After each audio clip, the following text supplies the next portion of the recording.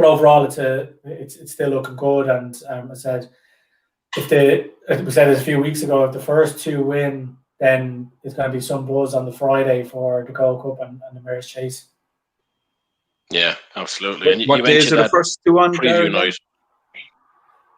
So the first two are on the first day. So that's a Tuesday. Oh, both on the Tuesday. Sorry, yeah. So Cardiff just at the crossbar as we're speaking. Yeah, so they're both. So the Arkle is the second race, and the Champion Hurdle is the fourth race of the festival. And then the Gold Cup is the fourth race on Friday, and I think the Mayor's is the fifth race on Friday. So you get the early start, and then there's a long wait to nearly the last two races of the festival to find out if you win or not. But that kind of adds to the excitement, you know.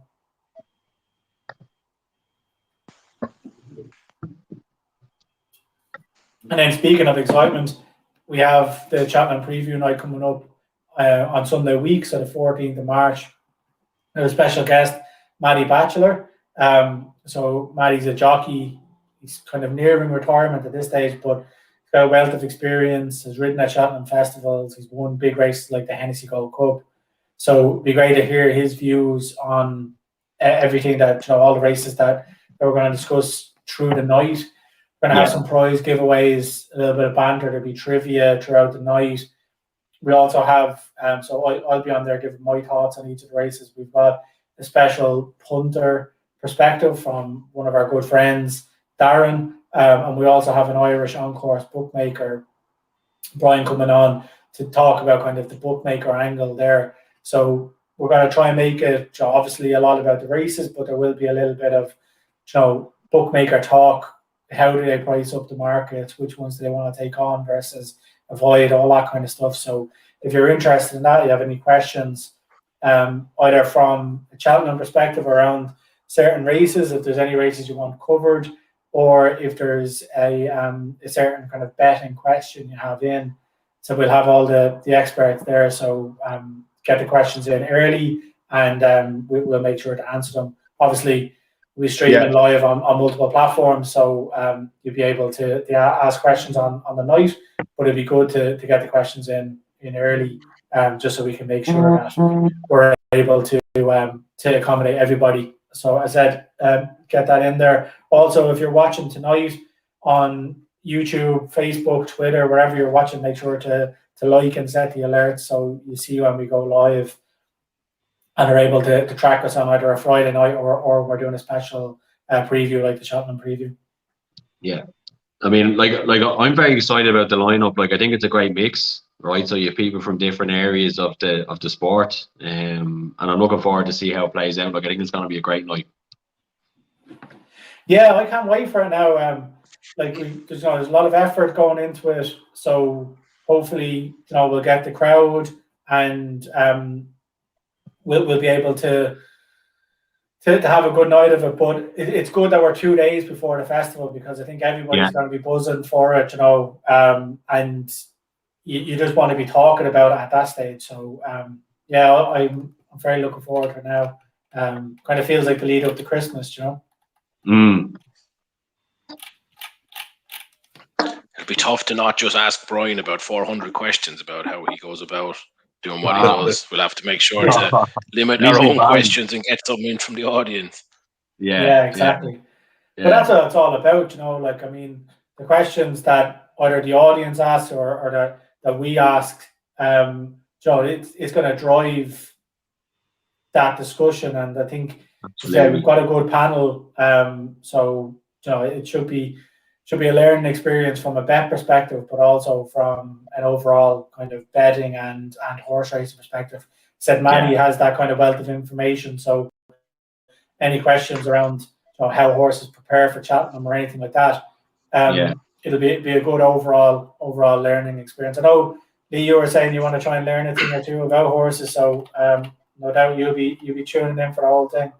I'll be there, so there's a few of us who aren't very much into the horse racing, so we're going to take a sidestep, let the guys who know what they're talking about drive the night. So I'm going to be certainly watching to learn a lot, because you actually could be in luck, Lee, because there's a little rumor out there that actually Matty gave horseback riding lessons to one of the members of the group here. Actually, we might even have a photograph of that. We'll have to run that by Matty before we go on air. But there was actually Matty Bachelor has rode more than horses around Cheltenham. Is that what you're saying? Yeah, that could be taken awfully out of context, but yeah, I mean, you have to tune in to see. We don't want to. That's a cliffhanger for his the name. cliffhanger. I mean, listen, Matty's a gentleman. And we'll leave it at that until tonight, right? The hint is that Gary's also in the photograph. We'll leave that hint out there for the viewers. And, we haven't even asked him whether that photo is okay to show. So, well, it has to be now. I mean, it's a decision between me and Matty, and basically I vote for it. So if Matty's okay with it, it's going to be on the show, and if he's not, we'll probably still be on the show anyway. So we'll see. So Bill O'Hurley setting the power dynamic early. Okay, fair enough. I was thinking it could be the background. Actually, there's a nice kind of ambiance to it that would set the tone. But no, look, it's going to be a great show. There's lots of information will be shared. Like the lad said, lots of different viewpoints, different kind of, just different perspectives on the whole event and the different races. So I, for one, can't wait for it. And the guys, we've committed to 7 p.m. Sorry, 7 or 7:30. But on the Sunday the 14th. So make sure to tune in, and like Gary said, get those notifications on so you see us when we go live. And that's the gist of it now. 7 p.m. But as regular viewers will know, timeliness probably isn't our biggest forte, so it might be a little bit after 7. Yeah, a couple of minutes, right? Try and get the tech issues sorted too. Yeah, I mean, no issues. And come here, just before we move on, guys, just one question. Like when you're having these nights in person, like, can you ask questions from the floor and stuff? Like, is it an engagement, or is it more of because obviously people watching us are going to be able to get involved, right? Drive the conversation, ask the questions, and have a bit of good engagement, or is it more just people talking on the stage and you're just listening? It kind of depends on how big they are, but usually, it would be that the questions would come at the end. The panel are very tired at that stage. It's probably 2 hours of talking about horses, and they had a few drinks and things like that. So, and you're in a noisy kind of pub atmosphere. So the fact that this is online, we'll be taking questions all throughout the night now. Obviously, we won't be able to get to everyone's question, and we won't be able to get into maximum detail on them. But we'll be looking to handle as much as possible. And as you said, it's probably a benefit that it's online rather than that in a big venue where people would be nervous asking about questions. Yeah, and things like that. Don't be nervous. That's so true. A question into a group. It's like the old in school, any questions, there's not a single hand in the room will go up. And then afterwards, everyone's hoping somebody else, please ask the question because we all need to know. Yeah. Well, like the guy said, there'll be plenty of questions coming from the panel as well. So don't worry about getting them out there. We'd be happy to ask yours as well as our own. So, we're looking forward to that one. The Valencia match, by the way, has been a whole lot of nothing, really, while you were talking there. Yeah, Jesus. 2 corners, 1 shot on target. I mean, I would have been back in the nil-alls. The actual there's been a shot. I might be slightly behind you. So the shot, the race to 4 shots. So that's just been 1. So Valencia have just had their 4th shot of the game there. So that's actually another one gone in Gary's favour. So he's another one gone in Gary's favour. I mean, I didn't think he had any. But he's got 2 now, so it's 2-2. Well, more than Valencia took 3 corners as well, so that means somebody's won the race to corners. You counted that, have you? That doesn't mean the line. Oh, sorry, I thought 3 was the line. Oh, they've actually had all 3. Yeah, so Gary's actually 3-2 up now. He's racing away here. Lee, you're in trouble. Oh. But Lee has the halftime draw, right? So yeah, so it could be 3-3. Am I math right there? Yeah, it could be 3-3 at halftime. We're getting close to it. Come on, the goal. Either one of them. I mean, come on. Like, I'm getting the under here. So can someone stick 20 quid on for the draw half time and the double in the Cardiff game? No, I'm going to get on it here. I need to double down. I wouldn't say the Cardiff game would be... That old gambling chestnut, Lee, double down on your losses, huh? Yeah, there's only 4 minutes left in the first half in the Cardiff game, so I'd say it's probably 1-10 or 1-20 that it's going to be a draw half time there. I said while I was talking, Cardiff hit the crossbar, which was frustrating. That's the second time now they've hit the bar. No, just I didn't know whether I said it when I was talking. Sorry. So sorry. Charleroi haven't scored, so it doesn't really matter. It'd be good for the ACA anyway if Cardiff took the lead. Exactly. Yeah. And also a goal in Valencia Villarreal would be good for that as well, even though not what Lee wants. No. I mean, the half time, so how are we looking second half? I mean, I think the over, I don't want to speak too early, but the over 2.5 has to be looking pretty good. Both teams to score, yes. Yeah, no, it's got to be a struggle. Do you think over 2.5 is likely to happen, Lee, or not? No, because I have to know. Yeah, I was going to say, it's looking good for you. Okay, I get you now. Yeah, it's looking good for you. I can see that, yeah. I mean, if you get that corner, the early corner in the second half, I think that could be a big one. 3 corners so far, there's still plenty of time, but advantage you there as well, I'd say. It'll be a tough one. That shot, Gamero he hasn't even touched the ball yet. Literally no touches, so that's probably advantage you as well, Lee. I mean, 50 quid isn't fucking cheap either, right? When you're talking, there's a lot riding on it. It's not like we're betting pennies here, lads. No, 50's lots. No. Yeah, and it's not slotty either now. No, I know. Jesus Christ. You can see me. Although if I lose, it might be. I've lost my first you haven't tenner actually said currency, right? 20. I've just put the second tenner now on another goal in the Canberra Telstar game. 30 minutes in and it's 2-0. So it does feel a bit risky when there's already a few goals up to be back in another one. Just kind of chasing it. Always, yeah. I was desperate to find something. I was searching, and this is what I've landed on. So it'll get me back to my 20 quid if there's a third goal in that game before half time. I can't. Sorry, did you say before half time? Sorry, just to confirm that. So that's the first half goal. First half goal, yeah. It's 30 minutes in now. A third first half goal. Bold. I'm already regretting the bet, if I'm being honest. Standard enough, I think you probably should have stopped after the first 2 minutes. That's when the Glentoran game went against you, because once that happens, you're never getting it back for the rest of the You're already chasing at that stage, even though you've lost nothing. Yeah, exactly. So just another little item on the head-to-head there. Gary, you went for Gamero, and I thought his no touches looked suspicious, and it's because he's sitting on the bench. So we can let that one run to half-time and decide if you want to swap him out for another player. Obviously, we'll have to assess an even money shot there as well. It's not fair that you could pick, someone who's already had a shot, for instance. So obviously, yeah, we'll pull him out at half time and we'll give you the choice. You can sit on it if you want, if he's likely to come on. No, well, I tell you, you pick out. I'm happy for you to pick the player. So yeah, but I'm sorry, an even money shot for fucking 2 shots on target in the second half is a different fucking story to. Are we sticking with even money? No, I'm on the odds will have changed, Lee. Like if a player hasn't had a shot in the first half and he was 1-5, he could be, nearly 1-2 in the second half. So, but that's what I'm saying. You can throw your 2 cents in. If you don't like the pick, we can. Actually, we can give you the pick if you want. No, geez, I wouldn't do that. I wanted to be fair for Gary. I don't want him to get screwed over here. You could be too clear you by that stage, Lee. So hold your horses. Must be almost half time. I'm happy for the host to pick anyway. So. All right, I'll find a nice even money centre back to have a shot on target now in the second half. Perfect.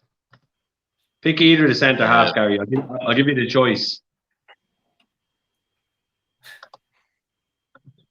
I'm letting LB pick. The pressure's on him. Yeah, no pressure. You actually got a pretty good record of picking. What's that, Lee? Are we going to get rationale for the pick, or are we just going to get a name popped out from the computer? It's a bit hard to give rationale because I need it to be fairly equally likely that he will and won't get a shot on target. I can't pick. Yeah, how can you get any rationale on that? Like he's scored twice in 7 games, so he does score, but not always. Yeah, it's going to be on the line between. I think Gamero's a good show if you're looking. Yeah, he'd probably come on and get a shot, and then the guy we swap out won't. Actually, Slats had that little trick with me. I put a guy in to have a shot. Slats said, no, we should pick a forward. That little trick. And like I knew then, it was going to happen. I was like, oh, he's got a good fella there. I need to sort that out. Yeah, shafted. So, yes, it's looking... Yeah, I think it's going to be the half-time draw anyway. I'm going to chalk that one up. Was it though? We actually both lost that market, didn't we? Because a week ago we did it where you had one player to have a shot and I had one player to have a shot. Actually, neither of them had a shot. Yeah, it seemed like a great idea, and then as soon as we went live, you realize actually no, it's quite a risky one actually.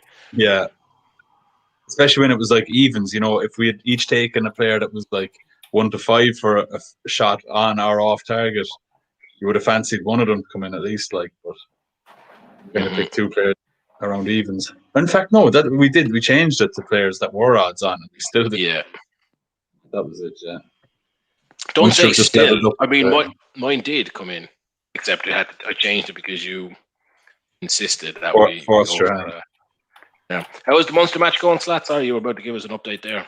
Sorry, yeah. I mean, they were down 7-0 and got it back to 7-all. Then they went down 10-7. Went into half time 10-7 to Connacht, and Healy's just kicked a penalty there to level it up for Munster. So 10 apiece. Nice. Yeah, it could make it even more, a kind of a bigger moment for Carbery coming in. I mean, it's obviously going to be close, but it looks like the game will be won toward the end of it, whichever way it goes. So it'd be interesting for him to, he might have an opportunity to do that while he's on the pitch. Mm-hmm. Do you want me to go in and pick out now winner there, Slats? Now that I'm the new rugby expert, You go for it. Yeah. I think you should just sit back on your 100% record. I think we should. It's a good opportunity to move into the rugby segment, seeing as we've just hit half time. So you've got before we move into the actual Six Nations. I do think you wanted to call something out, Slats. A nice pick from last week. Well, that was Gary's pick. Yeah, he gave a shout out in last week's show for both sides to score a try in each half in the Wales England game. I meant to have a look back at it and see how quickly that came in the second half. There was definitely England got an early try, I think, didn't they? But there was plenty of tries from both sides in that match. And yeah, what was it, Gary? 7-2 or 9-2 or something? 9-2 for each team to score a try in both halves. So yeah, I was chuffed when it came in. Now, to be honest, it was a good shout. And I mean, I guess we'd been favouring Wales with the spread in that game as well. Like I thought England would sneak a win, and they ended up getting fairly hammered. But there was a 6-point spread for them. It seemed a bit wide for a game that looked like it could go either way. Did you watch that game? I know we were texting during it as a group. I had some of the worst refereeing. I mean, I was delighted to see England on the wrong side of it, but Wales were if that had been refereed properly, Wales would have been serious trouble. Any English viewers? I think even English. Well, I was going for the rugby team. Yeah, I didn't want to see Wales picking up a grand slam for 2 red cards and some awful refereeing decisions. Yeah. I mean, that kick to corner when the referee had said the clock is off, go talk to your team. And then just let them play through. It's awful. And the England players clearly bunched up under the posts having a conversation the ref insisted on them having. There's like 20 water boys on the pitch, Yeah, that's the other thing. I don't think out of the way when the ball was kicked. Because if you're a defender and even in the your peripheral, you're just kind of seeing there's a few lads over here. You're kind of the defense has things covered. If there's anybody on the pitch like that, after the clock is stopped, it shouldn't start again. They're off the pitch. Yeah, and they were the Welsh water boys as well, which makes it even more. I thought they were from both sides, but yeah, it definitely the fact that it was their own player or their own water boys on the pitch. I mean, it was a lovely kick. Lovely kick. Yeah. You mentioned the Welsh Grand Slam, Slats. Are you worried that it might come through? Well, the way it's going, they'll probably end up getting a walkover against France for the they've had the COVID cases in camp, so hoping they'll be back in time for that. And then Italy is their other game, so yeah, I mean you'd expect them to win that one anyway. I don't see them. Would a walkover count as a Grand Slam? I was discussing this with the brother actually during the week, and I mean, I don't think it can. I'm sure they'll count it, but I don't. A Grand Slam has beaten every team. There was one year going back to I think the Four Nations, because the old fella was telling me about this, and he was saying like that means we get another Grand Slam because there was some year where it might have been the Five Nations. It was definitely before the Six Nations. And Wales and Scotland both pulled out of the tournament. And in my head, Ireland only beat England. So the old fella is claiming that was a Grand Slam as well because, 100% Wales wins. and Scotland pulled out. They won a friendly. Yeah. It's like Pele claiming his friendly goals as towards his his club friendly goals towards his overall total. Like. Some of my favorite clips are watching Maradona talk about Pele and how he claims those goals. Like the hatred is just so funny to watch. He's like, "Oh, I scored goals in the back garden with my grandchildren. That's 4 more on my record." I think while we have a bit of a cutaway there from the rugby. I think it's every week we talk about the rugby section, and just as we start talking, action starts happening left, right, and we should start talking about it when we need a goal and something. yeah. Just talk about it from the first 5 minutes of whatever matches we need a goal. So there's VAR in Valencia game for a penalty for a handball. So I'll let you know the outcome of it. It's been going on for, no joke, it must be 6 minutes now that the VAR has been looking at it. Just assumed it was half time. It had been going on so long. But this is fantastic for you, Gary. Lee had a gimme there that we've actually already chalked up as a half-time win, which is actually probably karma. No, 1-0 goal given. Yeah, 1-0. I saw that pop up there. So back to the penalty now, but there's got to be they have to add 5 minutes extra time on there for 1-0 will still do them. So yeah. But sorry, Slash, back to rugby. I think LB, you were going to ask a question there, were you? I was just saying, actually, when you mentioned the Four Nations, does it count as the Grand Slam? Sorry, go on. It doesn't. I mean, it can't count as the Grand Slam. So I'm hoping you would say it does, so we can just argue about it, but it can't count. No, I mean, the Grand Slam isn't something kind of tangible or, like based on points. It's like, it's just a term for you beat every team in the competition. So they won't have done. Although we probably would claim it ourselves. Well, what I was kind of thinking, like with Italy that haven't won a game in about 4 or 5 years, like say if you beat the other 4 teams, like say if you beat, England and France away and Wales and Scotland at home, and then you had Italy at home left, and you were given the walkover, you'd feel pretty kind of hard done by out of a Grand Slam if that was the case. But yeah, I don't think you can count it. But whatever, even if you did claim it, it's still tainted, always be an asterisk. Has to have the asterisks, definitely. Yeah. Do you think it's legitimately potentially going to be cancelled? Yeah, absolutely. The French game? No, I'd say it's much more likely to go ahead than be cancelled. Like, I'd say even their game next week, France will be back. And what do you think about the fallout from the France COVID outbreak? Do you think there'd be much sanctions for them? Sure, what were they eating pizza in Italy, and then the coach broke it when they went to Ireland? Yeah, Gatsby went watching his kid playing a soccer match, but he already got, I don't know, whatever you call it, pardoned or off the hook for that. Excused. I don't think they'll do anything to them. To be honest, you were watching it in the news, and it was just some pretty embarrassing attempts at whipping up a storm. Exactly. It was loads of players and teams and other sports picked it up. Move the match, whatever, get on with it. They're trying to make this big controversy about, flagrant break of the rules. Come on. But they came out with that story that it was like a sevens player who went into train with the 15 squad who brought it into the squad. Is that total bullshit? Is it just to give them a cover story? I don't know if it is. There were sevens training with the 15s, and I think they knew about a case in the sevens before they played the match. But they'd still all been tested and still got the all clear. So they went ahead with it. They thought they considered it that they weren't close contact, I have no idea to what degree they were training together. You know, if they were kind of playing a practice match, you would think they'd have to be close contacts. If they were training at opposite ends of the same pitch, fair enough. Yeah. There wasn't much, direct interaction between them. But anyway, so it's still a bit controversial, but, it is what it is. It is what it is. But was the big controversy not? I could have the Daily Mail version here now, but was the French coach not blaming Ireland on the outbreak?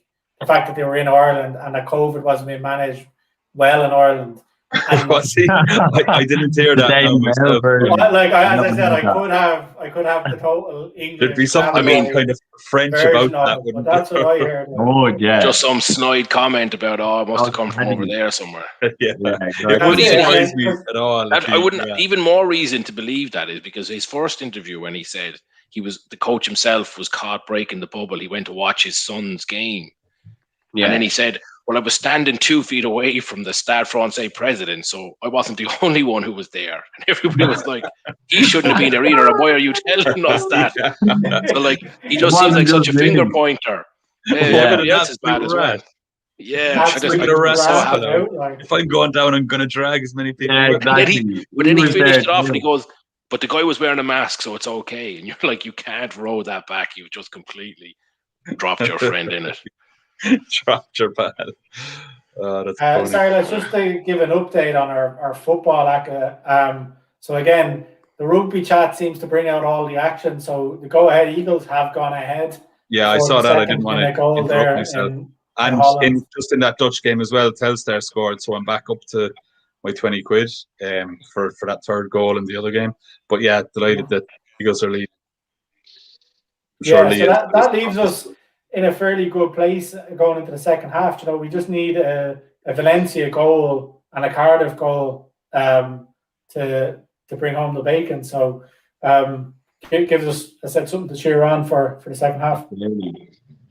And just I can see we've got some new viewers on Facebook, a few viewers on YouTube. So lads, if you're not familiar with what we do here, basically midweek we publish out an accumulator that we've all backed. So it'll be up on screen throughout the night, and essentially that's what we're cheering on tonight. So we need a Cardiff goal and a Valencia goal and all other results to say the same for that to come in. That'll be the second week in a row that we've got that up. We're also doing the £20 challenge. So everybody on screen has £20 to go and invest throughout the night. Some invested better than others. So I've lost my 20 quid. I went fairly high risk in the first half with a Cardiff to be leading at half time and a over half a goal in the Charleroi game, and neither of those came in. So as I said, that I'm gone now from the £20 challenge. Slats is back to even after being down a tenner. Lee, have you invested yours yet? I know you were having. No, I'm actually I'm still working away feverishly here to invest anything. So I'm still. Lee has his. Can I just call something out? Saving account. Go ahead. Did Slats lose a tenner and back a tenner? I thought Slats was all out. Thought you went all in on one of those earlier bets. No, I think it was 10 down and then back. No, I was going all in on the Northern Irish game, the first bet, and I didn't get matched on it. Oh, yeah. That was it. That was the one I was saying I was all in on. Yeah, we can watch that back. Good to know that we trust each other anyway. A few of our viewers left comments on the video saying they thought one or two of the players were cooking the book, so I just wanted to keep an eye on it to make sure there was creative accounting. Yeah, Slats, a creative accountant over there, is very good at. No, yeah, that's actually on the viewers and anybody who has anything to call out. So feel free to get your questions in, comments in on Facebook and YouTube. So we did go down on YouTube earlier on, but we're back up now. So get any comments in there. Whether you're on the bet with us, what other bets you have on. So we want to have that interaction. So try and get the comments in there as soon as you can. Keep an eye out on the Sheriff. Anyway, he started with the height of integrity early on. He was our benchmark, but LB, keep him in mind there, because we can't be sure what he's trying to put it As we down. said to him with his little NBA adventure, I'm not sure if we're going to link those two yet, but who's auditing the auditor? That's really the question everybody wants to know. Yeah. I mean, it's a topical question. There'll be many countries, many companies could ask the same thing, but we won't get into that now.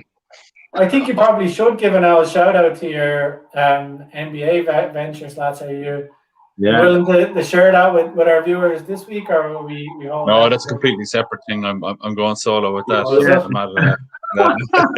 No, what are you messing? Yeah, I started viral, tracking. So you're not going to share, no? Yeah, exactly. That's too much potential for success there. I just started tracking some tipsters on Twitter, just specifically NBA tipsters. Some of them fire out NFL and baseball tips as well. But I like the NBA betting, and it's good to kind of see how other people get on with it. Especially with there's not that many people I know into NBA at all, or into betting on NBA. So I was tracking a few of them, and kind of like LB was kind of alluding to, a bit of auditing as well, a bit of seeing. We're well aware of some online tips that kind of cook the books a bit and are a bit favourable toward themselves on odds, and don't announce their losses, but plug their wins. So I was kind of keeping an eye on that side of it, and then I figured, why not just actually pick a few of them and do out a leaderboard. So I started that just at the start of the month. Picked 10 of them and put them into leaderboard, and just tracking their PNL, basically, like whoever makes the most or loses the least is the winner. And I got pretty good reaction. Like I've had good feedback. I didn't, ask their permission to include them or anything. I just kind of plowed on. What do they say? It's easier to ask for forgiveness than permission. So I just said, I go with it and see how it went. But I've had good feedback from most of the lads I've included. And I set up a Twitter account to do it, and there's I think 140 followers now watching it. So I just throw in a table every day. That's pretty much it. There's a break now with the All-Stars next week, but I'm going to continue doing it. And at the end of March, then there'll be a kind of a tipster of the month winner. The bottom 2 from the 10 will get dropped out of it. Sorry, go on. What you'll do with have you decided what you'll do with the non-league games? Well, it's only one match. Like, it's just the All-Stars match. I was leaning toward not including it, and from talking to you, I know, Gary, you were kind of on that side of it as well. And then I only spoke to one of the lads. I wasn't going to do a poll or anything to see what they wanted to do, but one of them had actually just asked a question about the short week, and I was chatting to him, and he was kind of saying that he would post bets about it, but whether they won or lost, he wouldn't be counting in his own PNL. And I think that's the kind of a good way to go about it. I mean, there's no harm having an out bet on the All-Stars, but you can't it can't be based on form or it's not competitive, right? It's a friendly. I think it's a bit of a lottery. But there's a rumor going around on Twitter that your new name is Pricewaterhouse Slattery, but I don't know whether that's true or not. You always wanted a double barrel name, that fella. You had stations. You had notions above a station. Yeah, I don't know about that now, but it is good. Like we've been saying for a while, and again, anybody watching in on Facebook, YouTube, or Twitch, let us know. Like we're thinking about doing an NBA bet along at some stage. So it's been in the pipeline for a while. Probably be after our Chapman Preview night, which again is coming up on the 14th of March. But if you want us to do, if you think it'd be good, would you tune in for the NBA? Let us know. I said we're tracking those tipsters. I think Slats has been,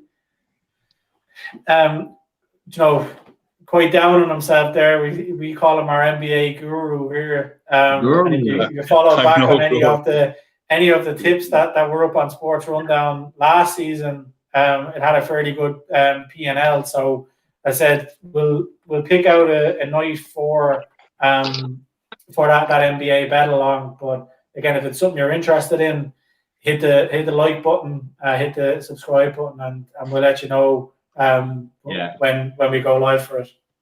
the thing with the NBA is like it's so kind of stats driven, or there's so much stats available for it and for each of the betting markets that when I was betting on it before, like I'm definitely no NBA expert.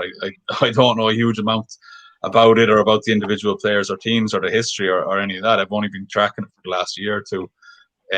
But there does seem to be money to be made, and it does seem to be, plenty of stat information to kind of analyze without even having to, be an expert on the game or on the players. The information's all there, and you can still use that and kind of find a bit of value in the markets that are out there. Loads of market games every night. Great to bet on. And come here, stats, like it seems like the number, like I know it's only early, right? 3 days, but there's obviously there's a strong leader already. I mean, I think I found it interesting, the numbers, and there is a lot of variance involved, but straight away there was a lot of losers, right? I mean, yeah, most in the red over the place, and I think it's NBA Props 20 leader had 9 out of 12 again. Now I haven't updated the leaderboard yet today, but he had 9 out of 12. Made another nice bit of profit. And now, to be fair to him, like I was looking at his page and he had his weekly P&L, and the first 3 days of the week were in the red. Then he hit the 1st of March when I started doing the table. It's in the green for the next 4 days. So, he's just kind of hit it. Yeah, good time. Does he claim any kind of historical P&L or hit rate or anything like that? Yeah, I mean, he has his own history. I haven't tracked it long enough to doubt it, but he doesn't put up the odds. I think the main place where they kind of get away with kind of making a bit more profit than you're really making is just by claiming spreads different than they are, or the odds different than they are. He doesn't put the odds up, he puts the spreads on the side he's going on them. So when I'm calculating his P&L, it's not even based on what he's saying. I'm going in and checking it myself. There can't be any cheating there, really. Like they're all posted on Twitter. There's a few of them that do, kind of premium tips as well, that they have their own websites and you pay them a fee, they'll give you their tips. I don't count those in it either, because I think if you're putting out free tips and they're not winning, why would I be paying you to? Gary might be one to answer this. Kind of going back. You're going to be saying Gary might be one to sign up. I was like, no, I don't do that kind of thing. No, but I was going to ask, like, I know now there's a lot of, stats talk about this, especially, in the UK and Ireland, there's a lot of, those paid picks, as they call them in the US, paid tipsters. Is that always been around in Irish and UK circles, Gary, going back 5-10 years?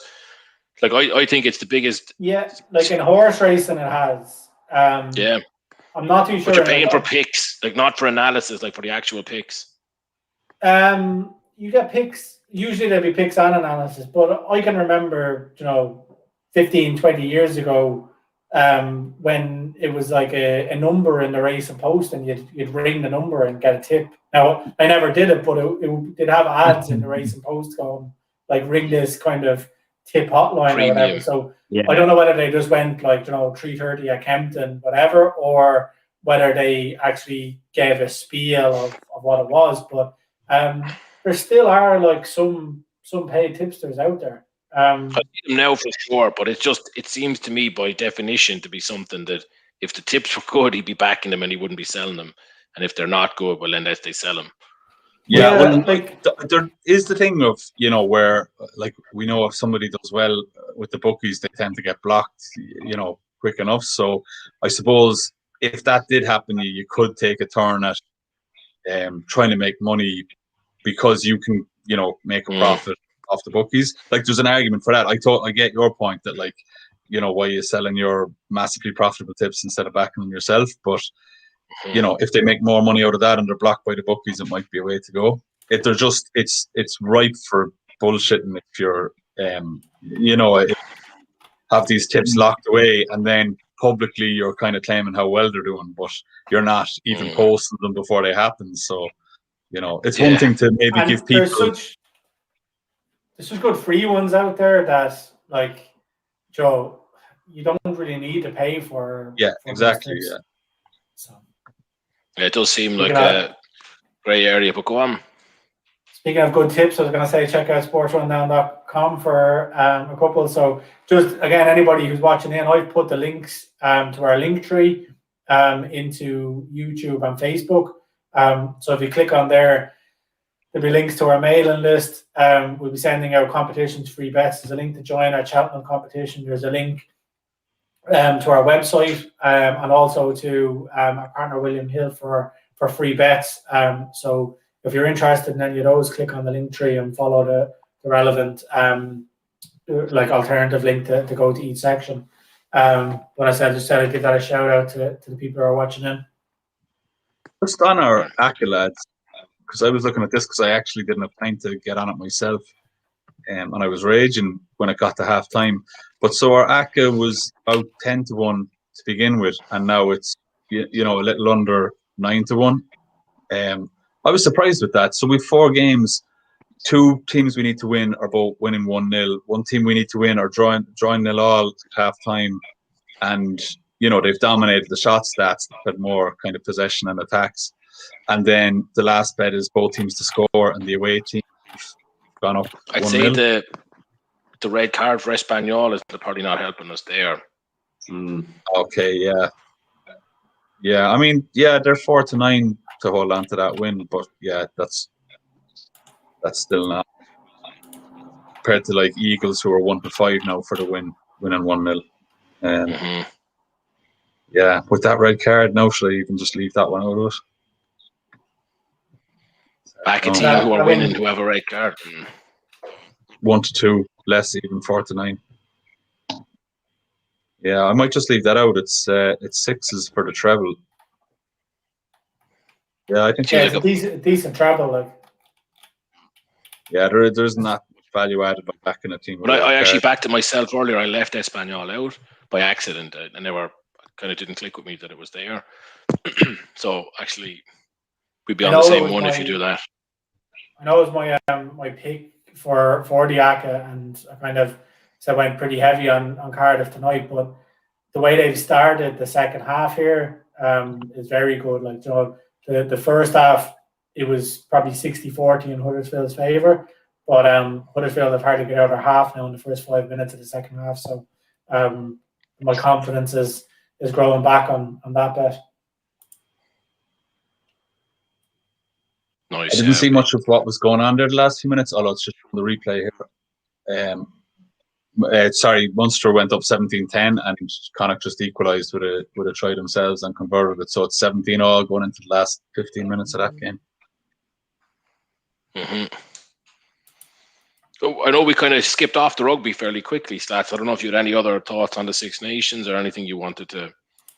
I mean, not much. The other game, obviously, was the Ireland-Italy game, and it kind of played out as we expected. They played a bit of an underwhelming team, and not as exciting or expansive as they played a bit of expansive rugby, but the selection itself wasn't as exciting as it could have been, I guess. And they went on and uncomfortably played some good rugby, and it kind of is a kind of papering over the cracks. Is the question really? I can't see that they're going to play that slightly more expansive style when they go to play England. It'll kind of go back to the more defensive or the more kind of risk-averse game of box kicking in territory and trying to eke out an opportunity with the ball deep in the other team's half rather than throwing it around and offloading and that sort of thing. So I mean, there was positives to be taken out of it. I thought your man Baird, the Leinster second row, who there's been plenty of hype about him. I haven't seen a huge amount of him, but he came off the bench and he looks like one of those kind of players that you don't want to be playing against. Like a Tozer for England. Like, you're just annoyed by him being there and the opposition. He just annoying at books. He's disruptive. He gets in people's faces. Baird looked a bit like that. Great if he's on your team, and you don't want to be playing against him. So that was good to see. Casey, the two of them, Casey and Baird, made their debuts and both looked pretty decent. Now, come here, Baird's an Irish young player, is he? Because there's not many Irish lads. Yeah, big time. Yeah, there's been talk about him for a few seasons now. He's been coming up through the ranks, and he's a beast of a fella. But he's got pace and skill as well. So he's one of these you know, I don't know if he's St. Michael's, but he's one of those kind of, you know, bred through his rugby and Leinster sort of fellas, like, so. On the creatine from 12. Exactly, yeah. Even just that much. But yeah, you know, it was a good win. There was some stuff, you know, like what's his name, Larmer, that we kind of give out about a bit. You know, it was the same sort of thing. He was decent going forward. He made a great assist for a try. I'd have been obviously like raving about it if it was Earls or Conway or someone that had done that. And you know, he broke in between two players, kind of took the boat in, offloaded from the double tackle, leaving somebody outside him free. Connors out in the wing to just kind of run over the line with it. But then, like a few minutes later, Italy came down and he got brushed off a tackle as they went over the line. And it's the kind of, I feel like he's more likely to start the next game rather than being less likely to start it. And I'd be more focused on, you know, defensive rate than attacking prowess or whatever you call it.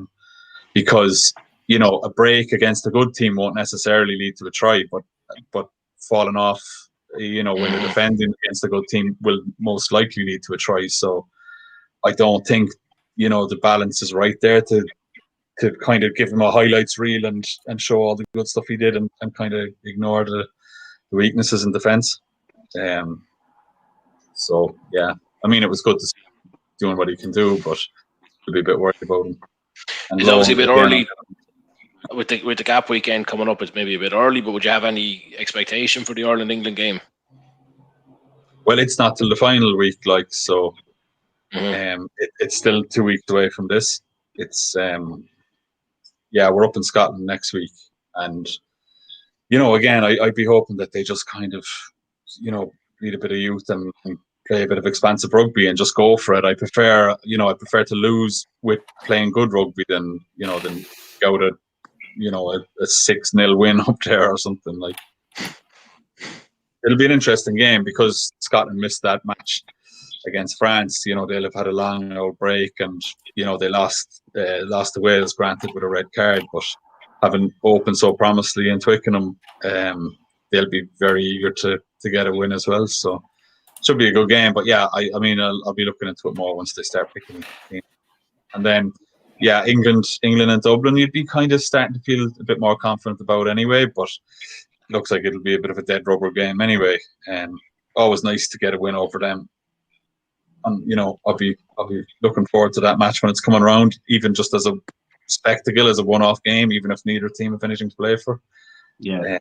Saw a good thing from Brian O'Driscoll there recently. He was saying, you know, as an Irish person, it's like, you know, you feel jealous of Wales because essentially, like, you know, they wouldn't have that many better players than we've had over the last 10, 15 years, but they've, you know, done better in World Cups and they've more Grand Slams and championships and things like that.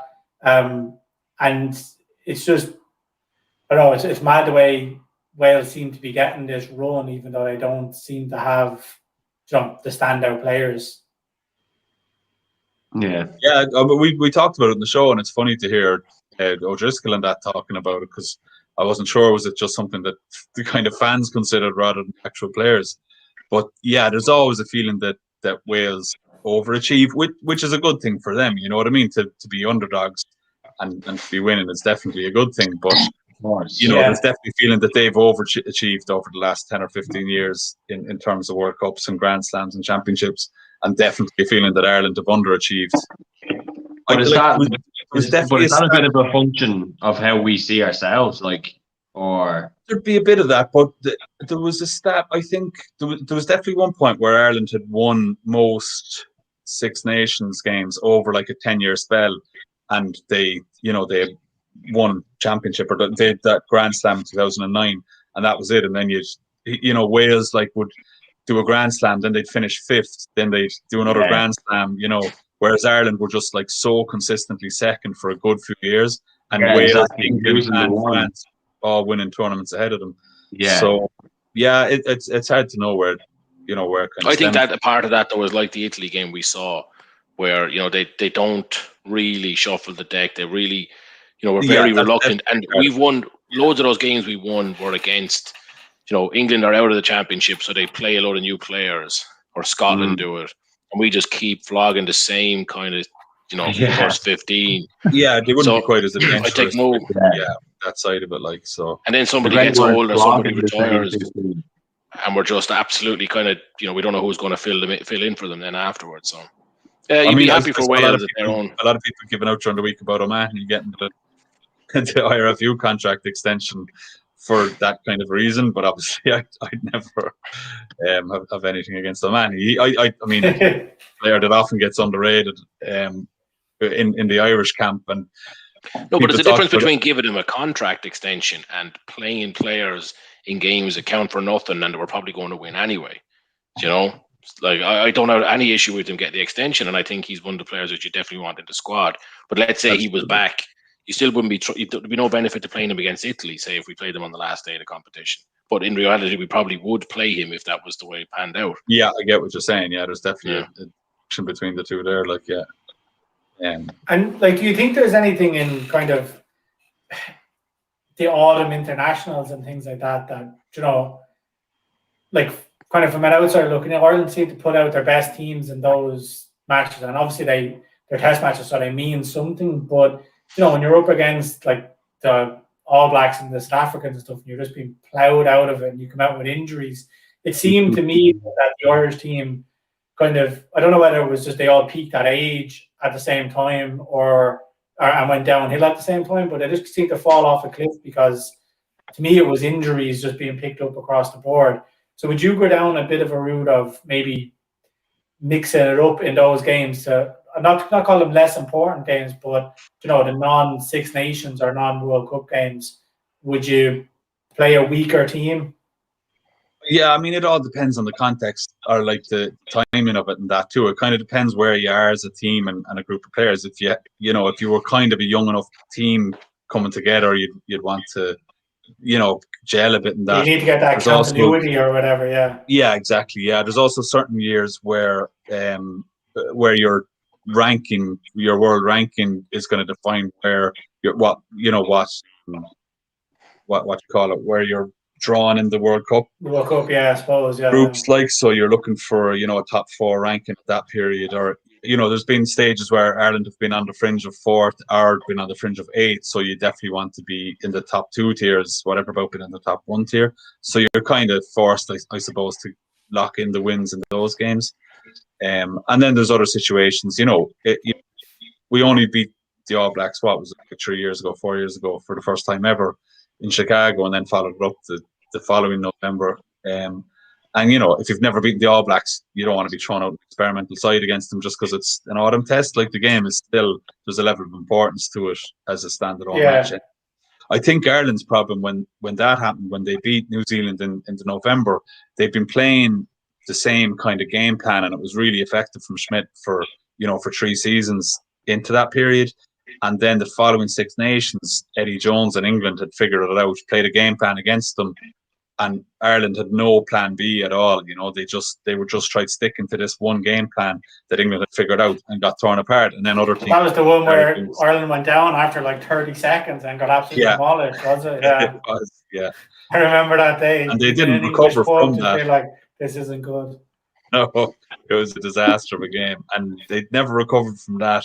They didn't recover in the Six Nations. They got annihilated by England in the World Cup warm up, and there was still a kind of a fake sense of hope, kind of still.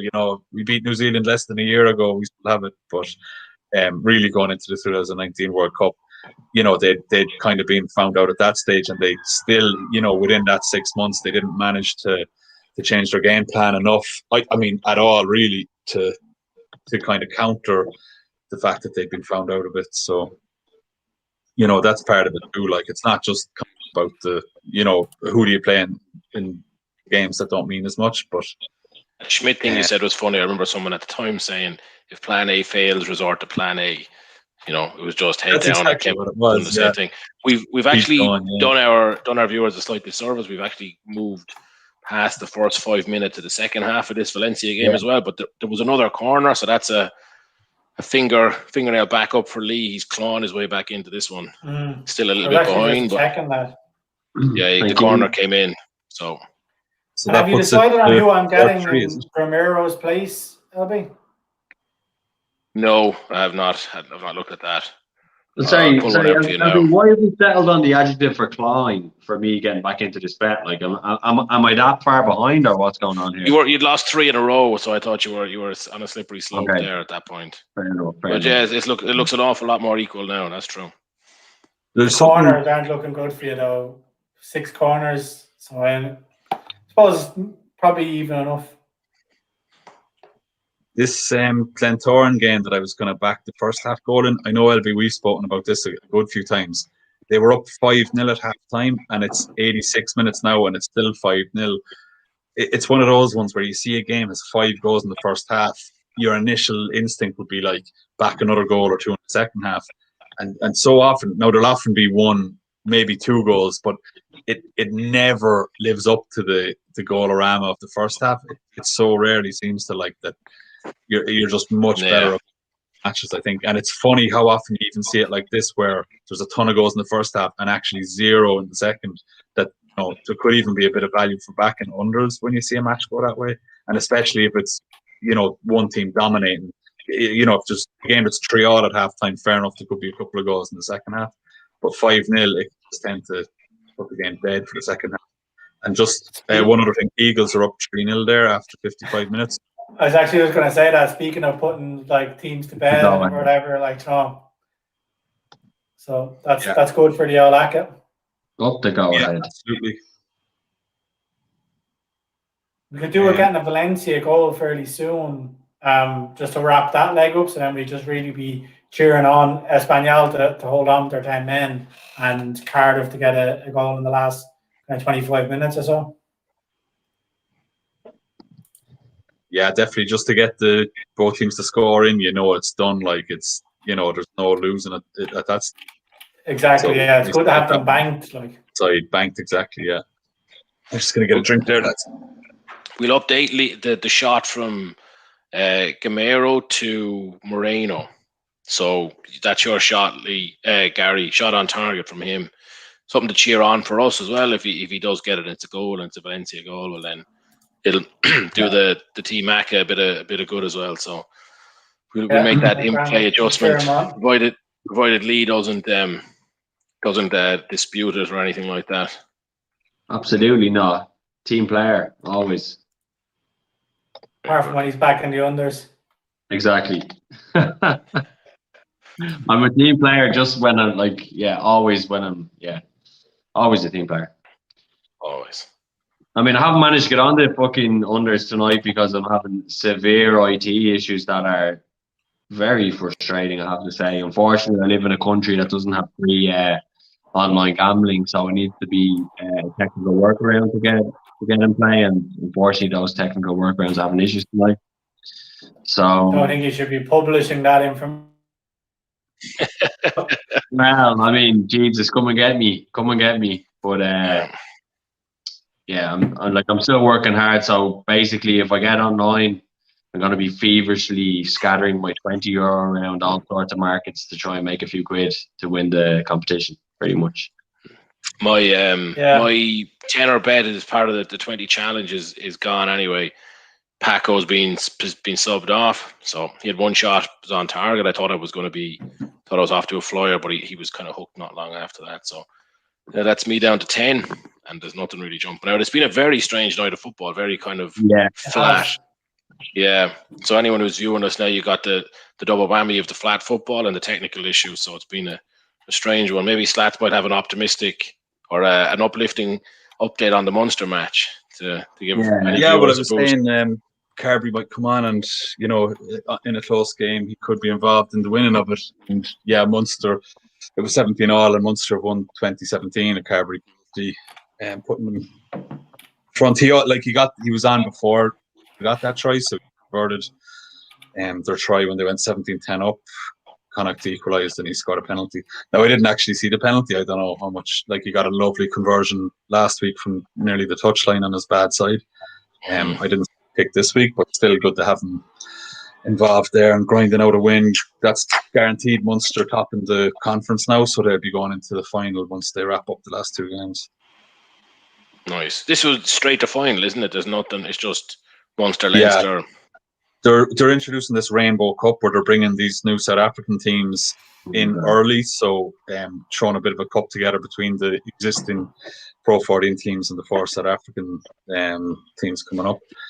And to do that, they took a couple of games out of the Pro 14, and they also took out the semi-final in the knockout. I wonder, is this like, the whole South African strain of COVID that everyone's really worried about, and now there's just going to be loads of interaction with these teams coming up. I wonder, is there anyone going to try and, postpone it or anything like that? It could still be, yeah. I mean, anything. It's all so up in the air, really. Like, you don't know what way things will go. Yeah.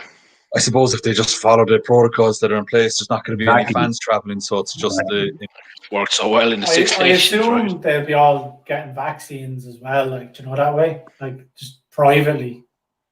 I wonder, yeah, like how, if there's something a bit kind of dodgy about them skipping vulnerable people to get their vaccines just so they can play rugby. Like, there must be, like, I saw an ad for Emirates in Dubai, and they were saying all their cabin crew were getting vaccinated, right? So they're sure you went.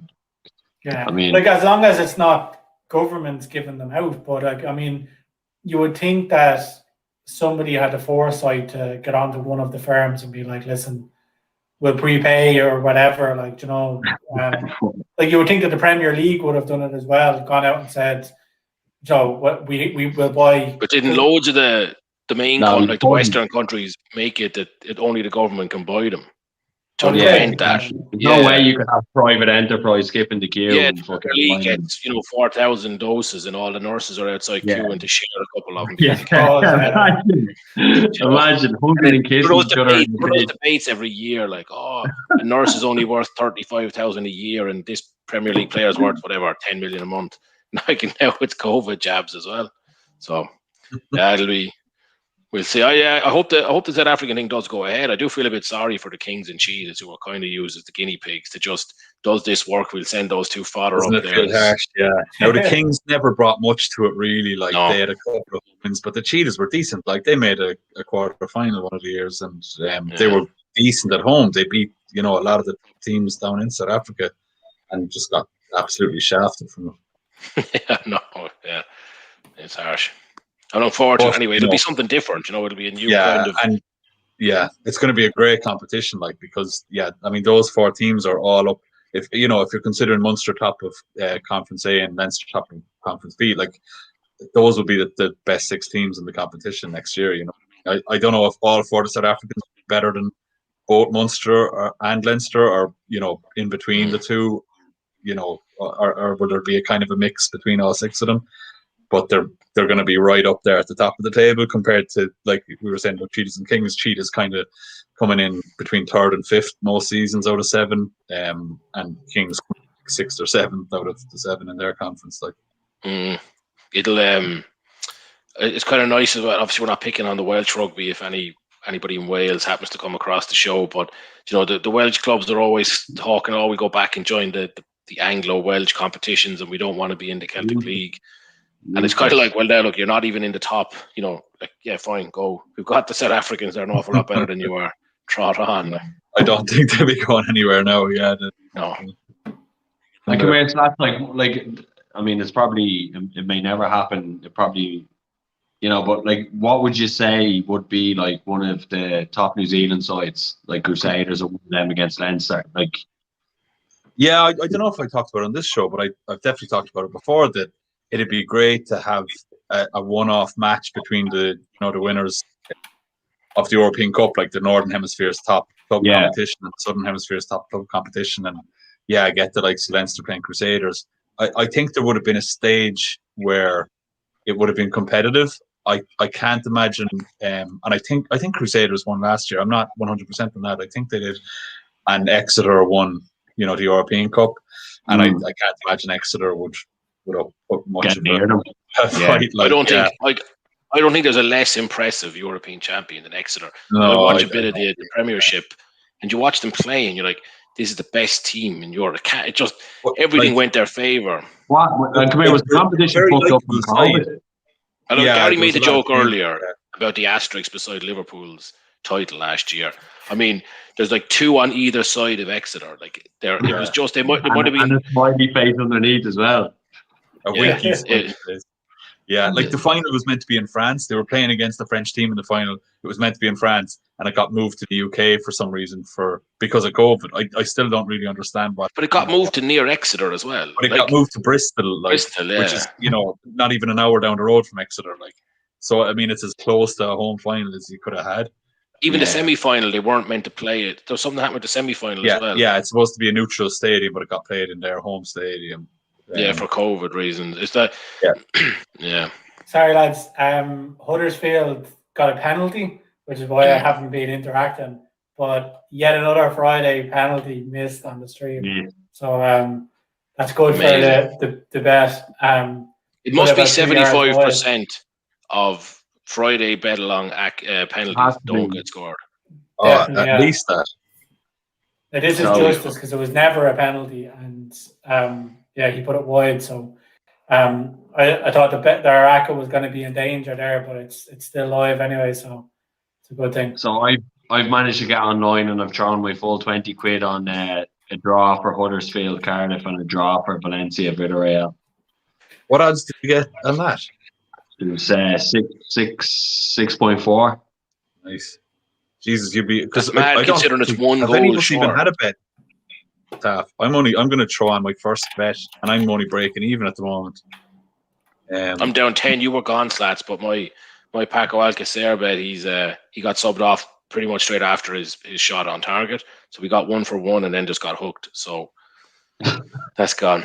You remember actually back Betfair used to be a bit slow in updating that. You'd have a player for a shot and he'd get subbed off and you could go in and cash out.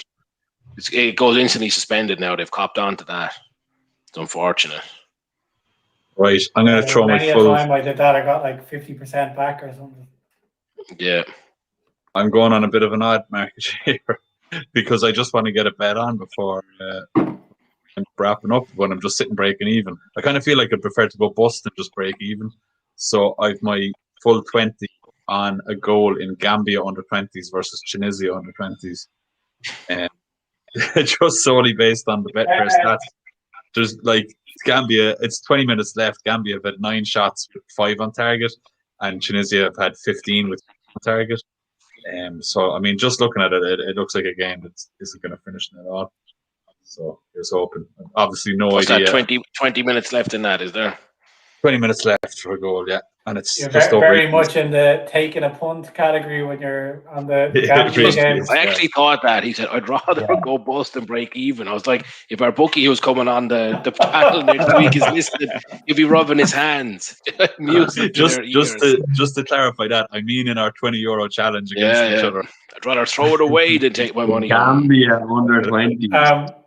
Just speaking of which, LB, we have a few new viewers, so you can see Magnus, Anita, Damien, Rich watching, who've just joined on Facebook. Can't see who's joined on YouTube, but we've had a few new joiners on YouTube as well. So, LB, do you want to give a walkthrough of what's on screen? Because people are probably looking at all these categories. So anyone, yeses and no's. Anyone who's just tuned in or is their first time watching the show, you can see here we've got our Bet-along head-to-head. Gaz is taking on Lee there. Their big heads up at the top of the screen. So we've taken the Valencia Villarreal match as our kind of primary game tonight. That's probably backfired a bit because it's been a fairly drab affair. But the guys take either side of those 11 markets on the screen. So will there be a throw in the first minute? Yes, no, on the way down through the page. It's a way to add a bit of excitement to the game without really, having to stake too much money. Now the guys they've done a 50 quid head-to-head. 50 quid per market, I think, is what they settled on, Slats, was it? So if Gary beats him by 4 here, Lee'd be in the hole for about 500,000 zlotys, I'd say. So it's actually quite close now. It's back to 3-3. I think we thought Gary was a bit further ahead than that, but there's 4 markets left, so there has to be a winner. 4-3 up, no? Yeah, you are in 4-3 up, so I can't count. So Gary's 4-3 up, so there's 4 markets left. There has to be a winner, which is the evolution we made this week. So we've got Moreno to have a shot on target. If he has that, that'll obviously be another win for Gary. The corners looks pretty likely. I think it's up to 7 now, is it, Gaz? I still see 6. I think I think Lee has this in the bag, to be honest. Positivity towards Gaz, like it's just like Moreno's not going to get a shot on target. They're not going to get 9.5. It's easier to talk on the overside, over one shot, it's very hard to say. I don't think he'll have a corner. I don't think he'll have a shot. I actually think I'm in trouble though, LB. How do I?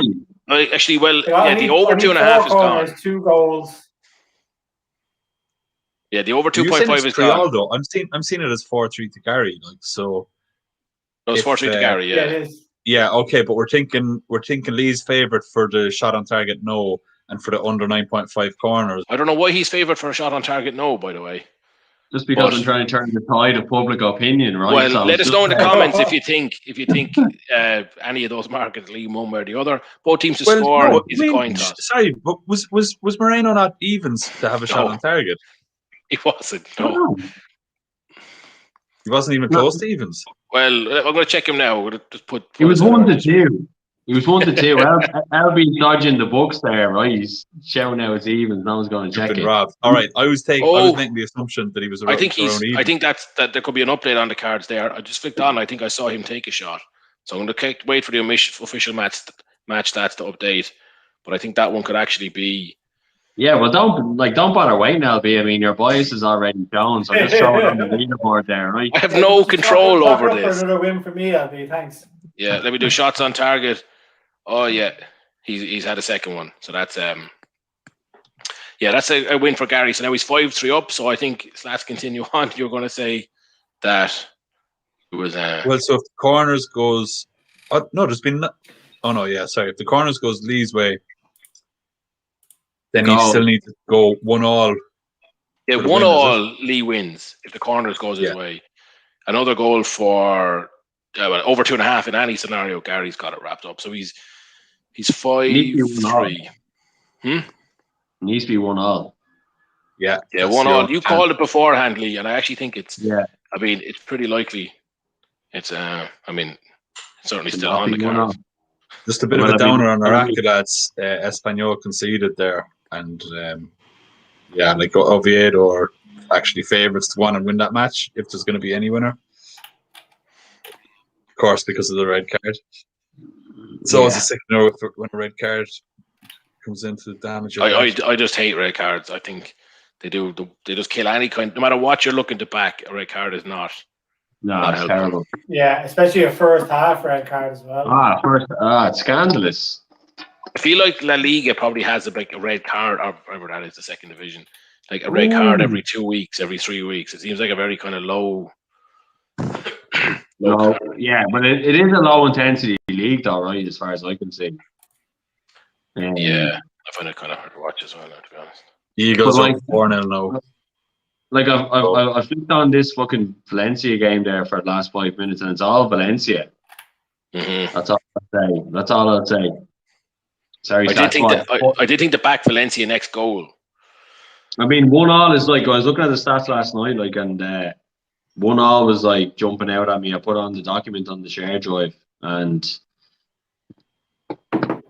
not out of the woods yet by any means. The document on the share drive get updated? Not since.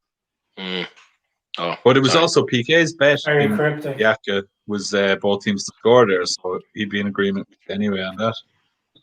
It's 8-11 now for another goal in that game. I'm tempted to go on that. 20 minutes it's Valencia that I can see, in fairness, right? But I mean, let me see. Both teams to score. Both teams to score is 2-1. I'm throwing my last tenner on that. It's a good point, Lee. 10 on that. That'll bring me up to 30, and that's my. Your last tenner seems harsh, man. I'll tell you a few quid. No, for the 20 quid, the 20 quid challenge. I'll go on to paydayloans.com and get a few more quid and get it on my leg.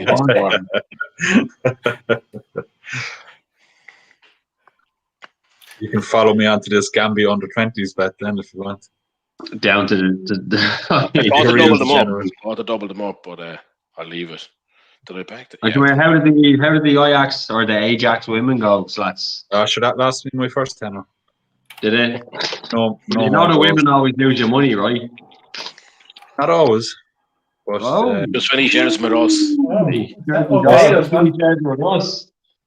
The men lose me money as well, like so.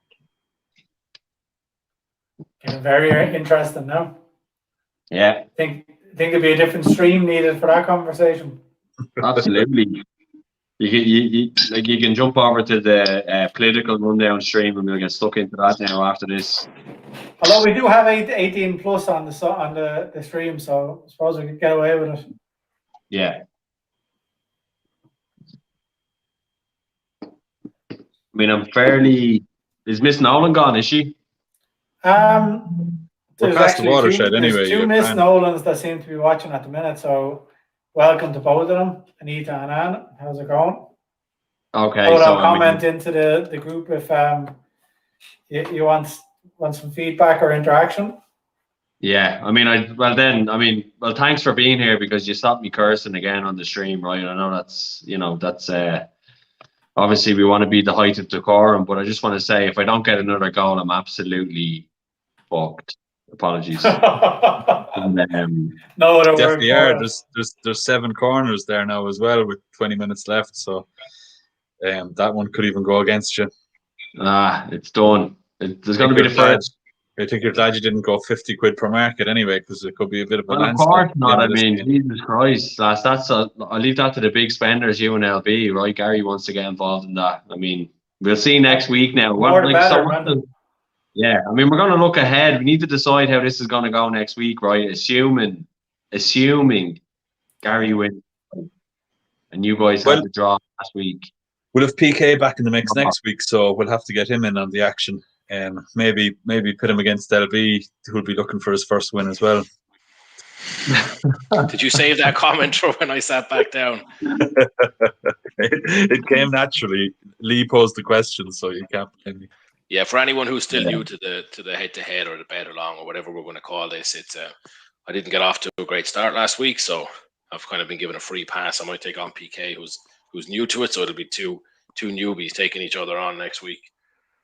That's what we call it.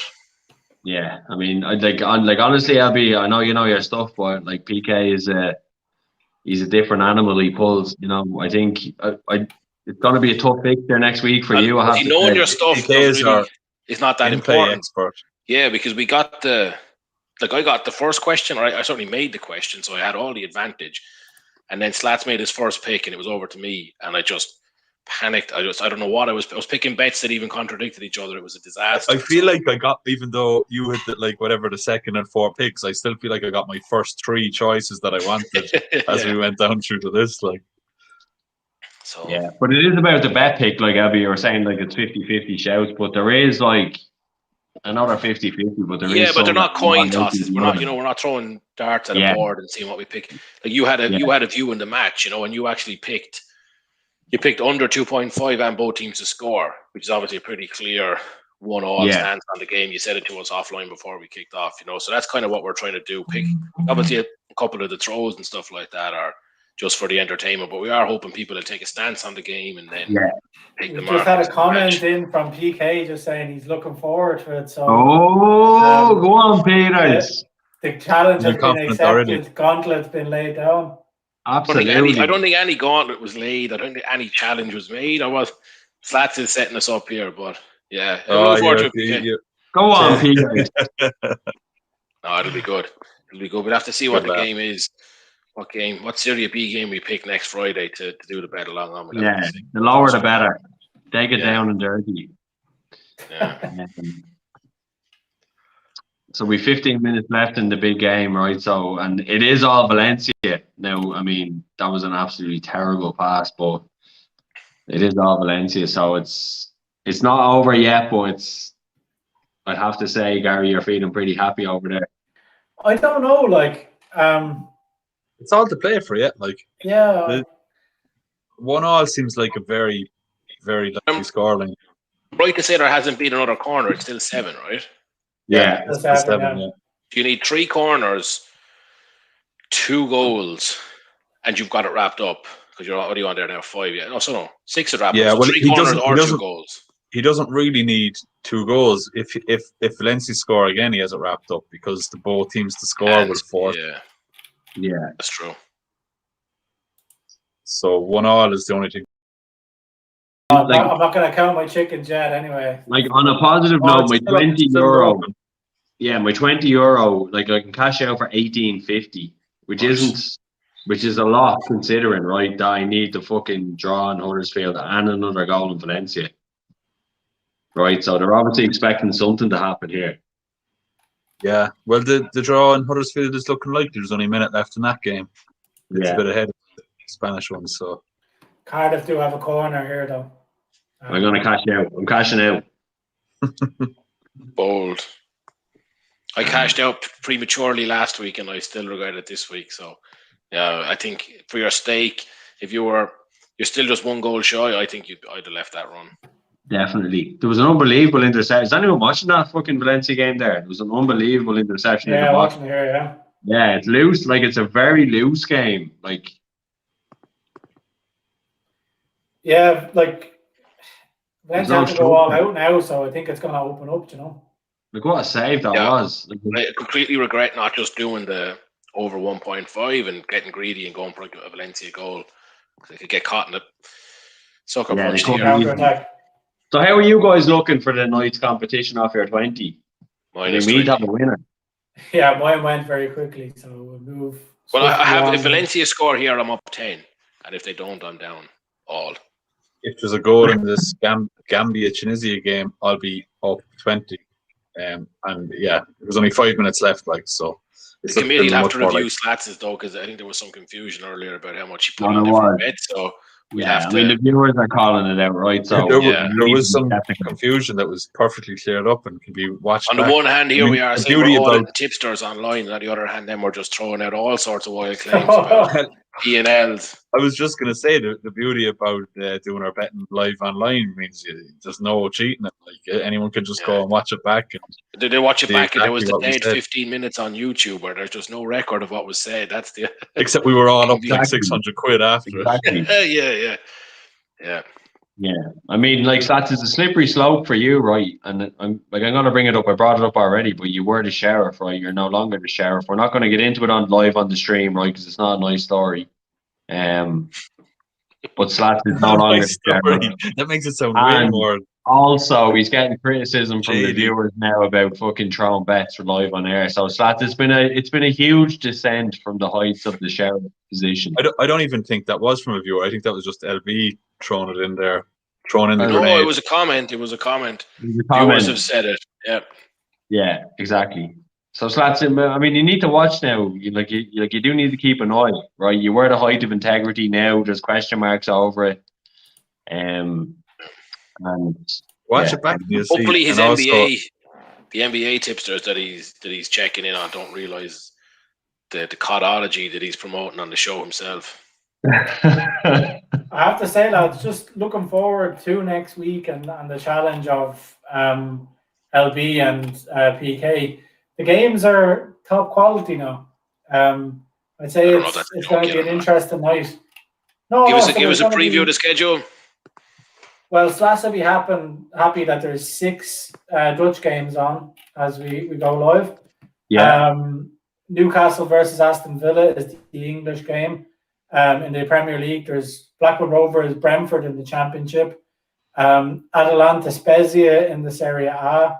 That's our game. Reims versus Lyon in League 1. And then you've got Serie B, Spal versus Virtus and Tella. So some good games there. You know, the Serie B, the SerieA normally good for goals. So is the Dutch League. So it's kind of a bumper day of action. They're fully back to their old ways of just goals galore. So I think that'll have to be the one we go for. Are they back in the goal books? I haven't really been betting on them much myself, so they're not back in my good books personally, but they've certainly been high octane games the last while as well. Well, we're speaking of SerieA, LB, what's your thoughts on Inter? Have they wrapped up the league after the recent victories over AC and the run? It's kind of caught me by surprise. I was looking at the odds today, and they're 1-7 to win the Serie A, which, considering there's 15 games left and they're the biggest bottlers going, I think is very, very low. But then I looked at the recent results. Obviously, they beat Milan.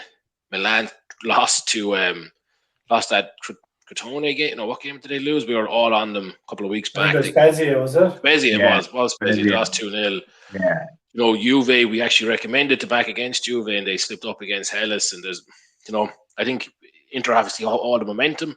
I think this weekend will decide it though. So looking at the schedule, they've got a tough enough game against Atalanta on Monday, and Juve play Lazio, which is probably one of the tougher games Juve have left. I think they'll win, but it's potential banana skin for them. And then Milan have a tough trip to Verona, who I think could actually upset them there. So if Inter win and the other two don't, I'd say that's it. I'd say there's no hope for them back. I'm looking at the schedule. Inter have very, very few difficult games left.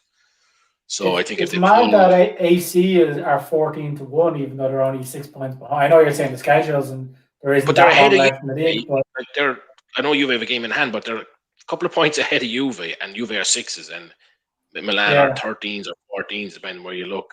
Yeah, I actually thought that I thought that Juve would be a good outside bet.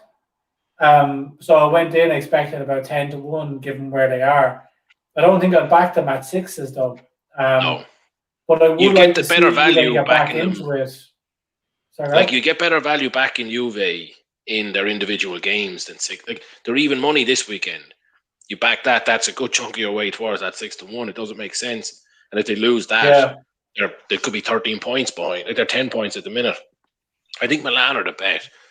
If they can win at Verona, which is a tough place to go, I don't know if I think they will, but then they're kind of hot on the heels. It's a lot of pressure then for Inter. And Atalanta, their biggest rival is Inter, so they would love to upset them. So if Milan win and Inter don't this weekend, that gap comes back down to about 4 points. Let me double check that. I think it completely changes. It's 6 points at the minute, so it could be 3 points come Tuesday night between the two of them. And one of them is 1-7 and one of them is 13-1. Doesn't seem right to me at all. I think there's something amiss there. I think, like you said, Juve at 6s, forget it. But if those games this weekend go differently and Inter are the only winners out of the top 3 or 4 teams, then I don't see a way back for them. Before we penalty controversy, VAR penalty. It has to be a penalty, man. Villarreal. Is it a Villarreal penalty or Valencia penalty? Valencia penalty. Sorry. Who takes the penalties for Valencia? Does anybody know? Anyone in the comments want to let us know? It's definitely a penalty.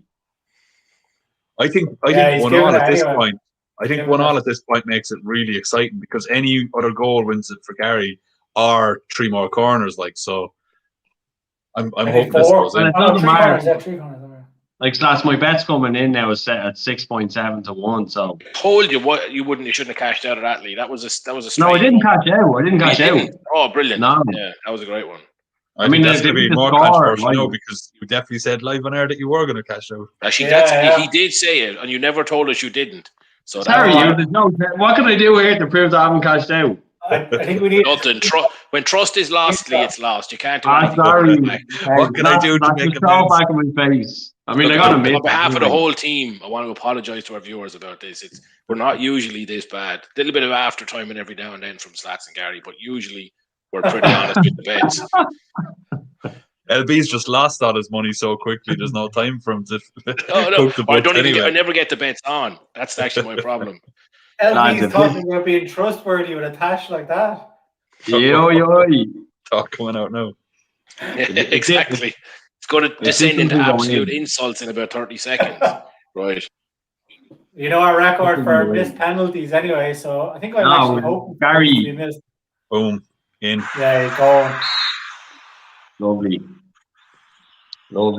Actually, I'm telling you, if you look at the fucking thing I said in the drive last night, it actually says prediction 1-1 draw in this game.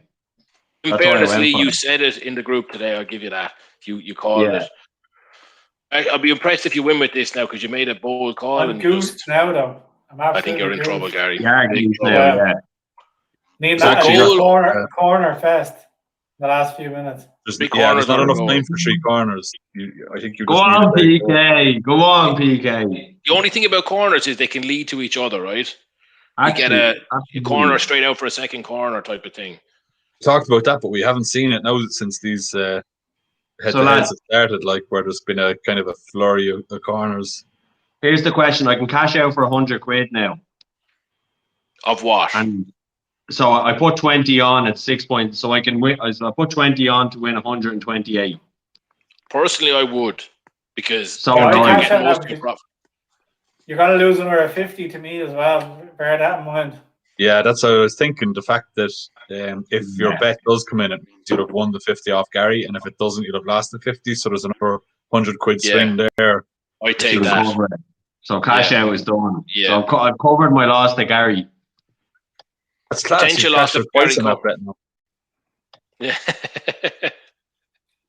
This whole night is taking a turn for the worst, to be honest. I know, it's fantastic. So I might I'm actually win. surprised that comment didn't get more credits, lads. I don't know, did the guys hear it, or was it just No, I didn't. not as Sorry, funny as I thought? What was He up? goes, "You're lucky you got the cash out of that bet twice." He's doing well tonight. Come here, I can't even move the camera. I'd show you the screen that I'm looking at. It's fantastic. Nobody wants to see that screen, man. Come on. Yeah, I know. It's fantastic.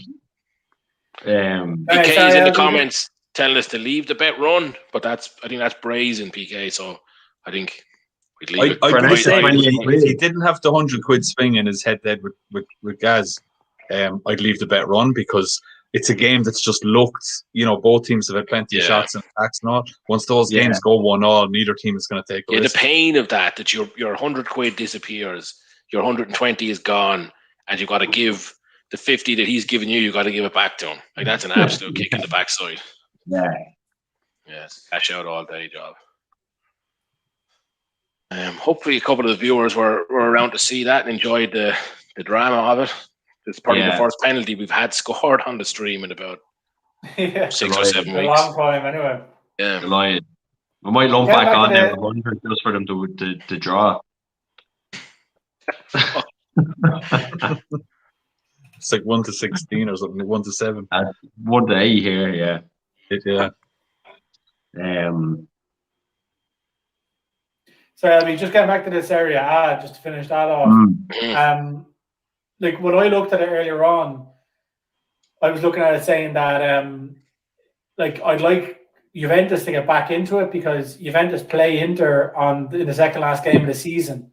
So for kind of a neutral's point of view, I say neutral. Obviously, after our last season's trip to Milan, I'm fully blue and black. But I'd like to see Juventus get back into it just for an interest in the league. And given that they play each other in that second last week, it'd be class. It'd be class. I just think it's a bit of a reach for Inter, for Juve at the minute, like that. But I was looking at the Milan run-in, right? So they're away to Verona this weekend, which is obviously tough. Then they play United. Then they play Napoli. Then obviously United again. They still have to play Lazio, Juventus, and Atalanta in those 3 games in the last 5. So it's a really tough run-in for them. That's probably why they're so kind of discounted in the title odds, the outright odds. But I still think that there's a bit of price in that there. I don't think Juve had 6s. What are they priced at, LB, Inter to win it? Inter or AC Milan? Or sorry, Milan. Yeah. Milan are 14 to 1 to win the league, and they're 6 points behind. And Inter are 1 to 7. 1 to 7. Mm-hmm. Yeah, but I mean, you can't see them drawn away at all, though, really, right? But they're they should have won it last season. They really are. This crop of players kind of bottlers. Like, they should have won the Europa League, and they should have won the league last year, and they won neither, and they kind of buffed their lines at the end of both of those. So it's not beyond belief that they'll just slip up. Valencia goal. Get in there. That is sick. I don't believe Lee, it. I'm so glad you cashed out. I was just thinking that, like, at least you got the cash out done. I can see Rich. I don't believe it. I don't think on it's 50 of Facebook. it in. Rich. For fuck's sake. Oh, Yes. Nothing better than a 91st minute winner, huh? Fuck off. Was a good goal. I can't even see here. It's a good finish, yeah, it was. Get in. there we have it. That is the wrapped up. Rich Michaels in the comments says great cash out. We're just wondering, do you mean the first one, Rich, or the second one? Rich, you know the score, mate. Thank you, sir. That's it. Covered the bet, made 28 profit for the night. Happy days. That would have been an absolute painful end to the night, Lee, had you had lost your bet. Oh my God. It probably would have made for good watching, just how sick it would have been. It was the last Is that a crop? anyway. Is there any chance that goal was a cross? No, it was a bullet shot. Like, Was it? I only saw the last second of the replay from a funny angle, no, so I it don't was a know. bullet. It was a great finish. Was it? Yeah. Well, look, congratulations, Gary. You're up 50 quid. Lee, you're up 20. a little bit less, but yeah. I mean, we're Yeah, not. that's actually one of- my night now. That was brilliant. Still won our 20 quid challenge for the night anyway, Lee. Yeah. Yeah, actually, that's true. Yeah, that's not my first time winning that, by the way. Well, hold on, they haven't kicked off yet. I hope this isn't going to VAR. No, they haven't kicked No, off. no. The ref is looking very They're making a defiant. sub. Substitute. They're making subs. That's all that's He's happening. coming on like he means business, man. He's going to score a header now. Wait and you see. Yeah, but I don't think that matters because I've No, it only doesn't half matter. goals. It So, doesn't matter. yeah. Yeah. Oh yes, Oh, that yeah, was good we have though. it won now. I mean, I'm actually That's a nice relieved that I high. just fucking took a punt on that, and then, yeah, it's better than losing 50, right? That's it. Absolutely. So yeah, I think that's all the football done for the night now, is it? I don't think there's anything Yeah. we need to go No, through. we covered the rugby. We'll remind anybody who's still on the show. We have the big Cheltenham preview on the 14th of March, so that's Sunday week. Make sure to tune in for that. We've said a couple of times throughout the night, just let us know, email, text, whatever way you want to communicate. Just let us know your questions. We'll incorporate everything we can into the show. We've got a nice, diverse panel. It's going to be a great night. So get the information in early, and we can incorporate as much as we can. We'll answer questions on the night as well, of course, but just, let us know what you're thinking, and hopefully we can get around to everything. So I think that's it. You've got the rugby covered, Slat. It was a good night for Munster. Do we want to address the elephant in the room around horse racing this week, or are we going to let that slide? Is it too deep for? It'd be a bit of Friday a night? downer, I think, on the night to end on that. Yeah. There's probably After been that enough talk about it, to be fair. Jeez, I've never travesty of seen... justice that happened today. I think we should just skip over it and move on.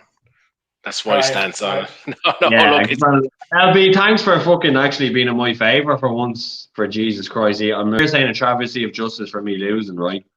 That's what you mean. yeah. One fella loses his livelihood for the next 12 months, and another guy is only up 28 quid for the night. There, the two travesties.